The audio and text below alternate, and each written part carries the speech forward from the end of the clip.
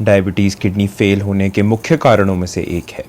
इसका कारण यह है कि उच्च रक्त शर्करा उन धमनियों को नुकसान पहुंचाती है जो हमारी किडनियों में रक्त लाती हैं। ये फिर हमारे रक्त को फिल्टर करना बंद कर देती हैं। यही कारण है कि जिन लोगों की किडनी बुरी तरह से क्षतिग्रस्त होती है उन्हें रीनल डायलिसिस पर जाना पड़ता है और उन्हें ट्रांसप्लांट की भी आवश्यकता हो सकती है। हालांकि ये दोनों विकल्प महंगे हैं और हो सकता है कि आपके लिए उपलब्ध भी ना हो। लेकिन सभी डायबिटीज़ के मरीज इन जोखिमों को कम करने के लिए कुछ कर सकते हैं। सबसे पहले और सबसे महत्वपूर्ण, यह सुनिश्चित करें कि आपका रक्त शर्करा अच्छी तरह से नियंत्रित हो। एक अन्य वीडियो में हमने समझाया है कि आप उचित आहार का पालन करके अपने रक्त शर्करा के स्तर को कैसे कम कर सकते हैं। हालांकि यदि आपको किसी स्वास्थ्य पेशेवर द्वारा डायबिटीज़ की दवाएं दी गई हैं तो सुनिश्चित करें कि आप उन दवाओं को लें।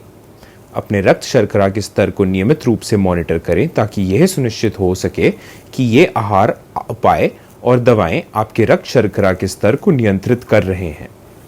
दूसरा, उन दवाओं से बचें जो आपकी किडनी को नुकसान पहुंचा सकती है, जब तक कि वे किसी डॉक्टर द्वारा ना दी गई हो जो आपकी डायबिटीज़ से अवगत हो। विशेष रूप से आपको अन्य दवाओं पर सावधानीपूर्वक विचार करना चाहिए, जैसे कि आइबुप्रोफेन जैसी एंटी इन्फ्लेमेटरी दवाएं। ये दवाएं आपकी किडनी को नुकसान पहुंचा सकती है, इसलिए उन्हें केवल अपने डॉक्टर की सलाह पर ही लें। आपको किसी पारंपरिक दवाओं या जिम सप्लीमेंट्स के प्रभावों पर भी सावधानीपूर्वक शोध करना चाहिए। स्वयं प्रिस्क्राइबिंग दवाएं से बचें और किसी भी चिकित्सा सलाह को केवल उन लोगों से लें जो चिकित्सा रूप में योग्य हो। तीसरा, किसी अन्य स्थिति से निपटें जो किडनी में रक्त ले जाने की धमनियों को नुकसान पहुंचा सकती है। इनमें से सबसे महत्वपूर्ण उच्च रक्तचाप और उच्च कोलेस्ट्रॉल है। एक अन्य वीडियो में हमने समझाया है कि आप आहार और जीवन शैली में बदलाव करने अपने रक्तचाप और कोलेस्ट्रॉल को कैसे कम कर सकते हैं। यदि आप धूम्रपान या वेपिंग करते हैं तो उसे बंद करने या कम से कम इसे कम करने का प्रयास करें।